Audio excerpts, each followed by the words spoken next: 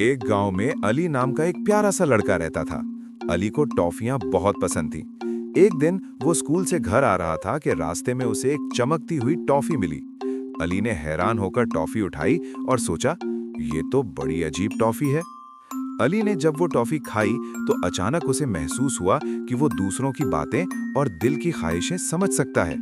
उसने देखा कि उसका दोस्त अहमद उदास बैठा है क्योंकि उसके पास खाने के लिए कुछ नहीं था।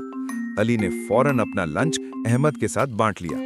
फिर अली ने एक बूढ़ी दादी को देखा जो भारी थैला उठाए जा रही थी। अली ने फौरन उनकी मदद की और थैला उनके घर तक पहुंचा दिया। जैसे ही अली ने दूसरों की मदद की, उसे महसूस हुआ कि जादुई टॉफी की ताकत आहिस्ता आहिस्ता खत्म हो रही है। अगले दिन अली को समझ आ गया कि असल जादू टॉफी में नहीं बल्कि अच्छे काम करने में था। उस दिन के बाद अली हमेशा दूसरों की मदद करता और सबसे मोहब्बत से पेश आता। सबक: हमेशा दूसरों की मदद करें और मेहरबान बने, क्योंकि असल जादू अच्छे कामों में होता है।